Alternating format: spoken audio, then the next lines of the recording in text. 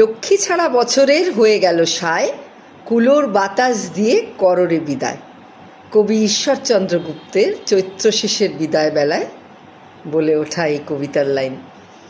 এই লক্ষ্মী ছাড়া অলক্ষ্মী এসব বিদঘুটে শব্দ বাংলা প্রবাদে নেগেটিভ অর্থে ব্যবহৃত হয়। আবার লক্ষ্মীশ্রী, লক্ষ্মীমন্ত এমন সব পজিটিভ শব্দবন্ধও আছে বই কি। সেই সব আদর্শবান মেয়েদের জন্য যারা সংসার, পারিপাট্য, পাতিব্রত্য, বৈভব, ঐশ্বর্য ধরে রাখার যেন পরাকাষ্ঠা। আমাদের ছোট থেকেও সেভাবে তৈরি করার চেষ্টা করা হয়। বাড়িতে লক্ষ্মী মেয়ে হয়ে থাকতে হবে, লক্ষ্মীমন্ত মেয়ে হতে হবে, সবাই যাতে তোমাকে লক্ষ্মী মেয়ে বলে। তবে জানেন কি, এই যে লক্ষ্মী পুজো মানে কোজাগরী লক্ষ্মী পুজোর যে ব্রত কথাটি রয়েছে, বা যে কোনো লক্ষ্মী পুজোতে, দীপান্বিতা লক্ষ্মী পুজোতেও অলক্ষ্মীর পুজো করে তবেই লক্ষ্মী পুজোর কিন্তু রীতি। আসলে আমাদের সমাজে অনেক কিছু ধর্মের দোহাই দিয়ে ছোটোবেলা থেকে শেখানো হয়। খোলা চুলে সন্ধেবেলায় ছাদে যাবে না, জোরে হাসবে না, জোরে জোরে কথা বলবে না, ঝগড়া করবে না, দুমদাম পা ফেলে চলবে না, এসব নাকি অলক্ষ্মীদের গুণের মধ্যে পড়ে। আবার গায়ের রং বা কুৎসিত রূপ নিয়ে সুলক্ষণা লক্ষ্মী মেয়ের সঙ্গে যে চিরকালীন একটা তুলনা বা বৈষম্যের একটা বিভাজন রেখা টানা হয়, সেখানেও দেখুন সেই একটা সর্বকালীন যেন একটা বিভাজন বা টানা পড়েন।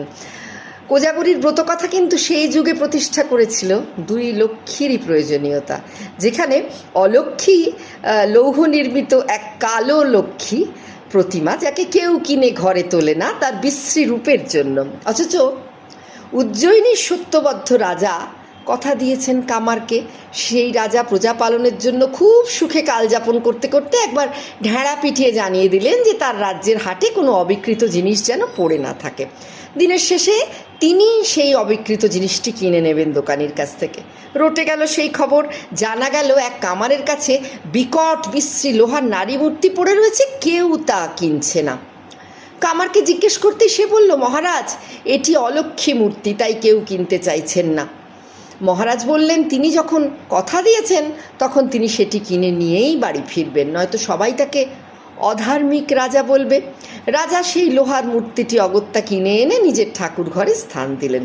এরপরই শুরু হলো সেই টানাপোড়েন। মাঝরাতে রাজপুরীর মধ্যে মেয়েলি কান্নার কণ্ঠস্বর শুনে রাজা দেখতে পেলেন এক ক্রন্দনরতা নারী মূর্তিকে বাড়ি থেকে চলে যেতে। রাজা বললেন, কেন মা, আমি কি অন্যায় করলাম জানতে পারি? সেই নারী মূর্তি বললে, আপনি রাজবাড়িতে অলক্ষ্মীকে ঠাঁই দিয়েছেন, অতএব আমি